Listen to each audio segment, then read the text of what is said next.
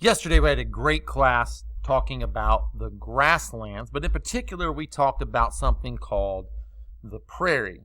Now the prairie is something that is located here in North America, and we know from yesterday that grasslands are places that are dominated in plant life with grass. Sure, there are shrubs, sure there are trees, but it is dominated by grasses. Grasses are the main plant life. There is another grassland, and we typically don't call the prairie a grassland, and we typically don't call this other place a grassland either. There's another place that we've all heard of, and it's probably what you were all thinking when I said we're going to study grasslands, and it is the savanna. The savanna. The savanna is a grassland. They're comprised mostly of grasses. There are a few trees, a few bushes here and there, but they cover half the surface of Africa. They cover a large portion of Australia. There are portions of South America and India that are covered, and that's actually a lot of the Earth's surface. So a good portion of the terrestrial portion, the land portion, the terrestrial portion of Earth is covered in grasslands. So savannas are just another type of grassland. Well, what changes in the savanna? Well, a lot of things are going to change in the savanna as we compare it and contrast it with the prairie. First and foremost, we have the climate. Now, we remember if we talked about the climate of the prairie, we said it had two major seasons, summer and winter. Super, super hot in the summer, very, very bitterly cold in the winter with lots of snow. The savanna's climate is typically fairly warm, between 68 and 86 degrees. They have a wet season in the summer and a dry season in what they call the winter. Now listen, 68 degrees is the low, is not really winter to me. That's pretty much what we're going through now outside. If 68 was the low, we'd all be good, and there would never be anything called a snow day ever. And I don't know if I would like that. I don't. Again, like I said in class, I like having 4 seasons. But again, they have a summer and they have a winter. This is very similar, but they have a very, very wet summer where they get a lot of their rain, 10 to 30 inches. And in the winter, it's not as much precipitation falling. So that's almost like the opposite. We said most of the precipitation fell in the prairie in the winter where they got all of that snow. Most of your precipitation in the savanna falls in the summer during the wet season. Now, this is where they do have a similarity, and that is with the dry portions of the year. We talked about having all of that grass, and when the land dries out and the grass are dried out and there happens to be a lightning strike or human activity, there can be wildfires. Lightning strikes often ignite wildfires in the savanna as well. And we saw that early in the 2020 this year in Australia. They had a lot of wildfires, many, many, many wildfires. As a matter of fact, there was a point in time there when just about everything in the entire country was on fire. All of the grasslands were burning up. All of the forests were burning up. It was really, really bad, and it affected a lot of plants and animals. But remember, the grass will be able to grow back because of that adaptation to where the bulbs are underground, so it'll be able to regrow.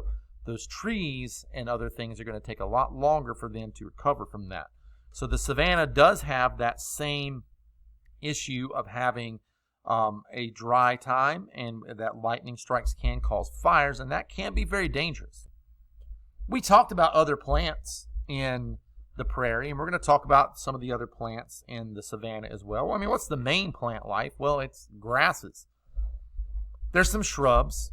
Most savanna grass is coarse, grows in patches with bare ground in between. You don't see a lot of trees in the savanna, and that's mainly because of the fact that it doesn't really get enough rainfall to support tree growth throughout the year. There are acacia trees, which are pretty amazing. Acacia trees are an amazing plant. It's something that a giraffe eats, and I think I have a video attached to this. But acacia trees have huge thorns on them, like massively long thorns, and then some tiny ones as well. And it's amazing how the giraffe is able to eat the leaves off of that tree, and it has extremely agile lips that are able to reach in there and pick the leaves off, and a pretty thick tongue that's able to withstand some of the pokes from those acacia tree thorns, because it's pretty awesome. That's an acacia tree, if I'm not mistaken, in the background there. But again, do you have to write all this down? No. Do you need to write down that an adaptation for plants in this area is to overcome the wet and the dry season? Absolutely. If we look down here, I don't even know how to say that. Baobab? I don't know. We'd have to look that one up. Are in the savanna. They're kind of cool, though. They deal with the dry conditions by storing water in between the bark and then like the wood of the tree. So they're able to store water, almost the way like a camel does or a cactus. So they're able to store water, which helps them during the dry time. So that's an adaptation that they have.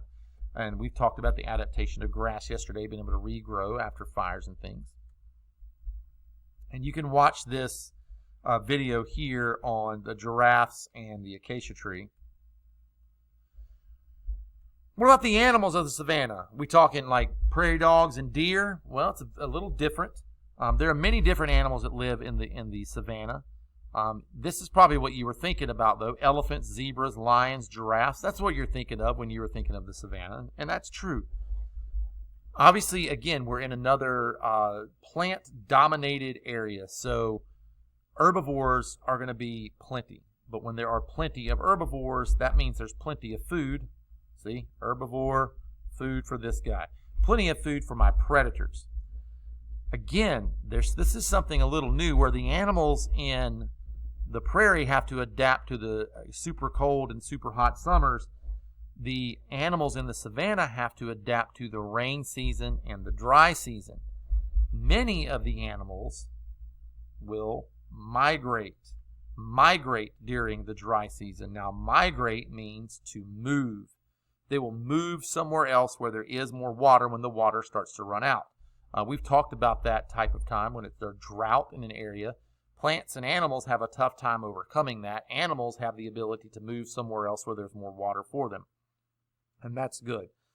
Although there's not a lot of cover, again, we talked about that yesterday. The animals have to either live underground or be very fast.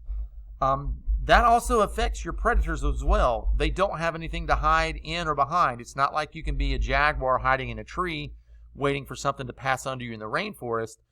You have to be very sneaky. And if you look, both of these animals in this picture behind the words are very similarly colored to the grass. So that's one thing. Some of them have a lot of camouflage. They typically blend into the grass. The lions have a way that they sneak up on their prey. They get very low and they hunt together as a group, and they drive animals. They coordinate that, and they drive the animals where they want them so that one can pounce on it and attack it. But the predators have to be very good as well. So camouflage is one of the main ways that animals survive. And so as we start to wrap up the savanna, we need to think about, well, what do our notes need to look like? Well, if we're looking here, your notes should look something like this.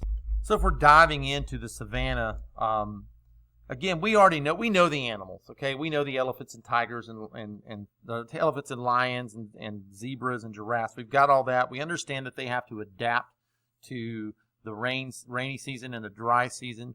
We understand that the plants are mostly grasses, although there's a few trees like the acacia tree. We understand that the sun can be intense in the summer.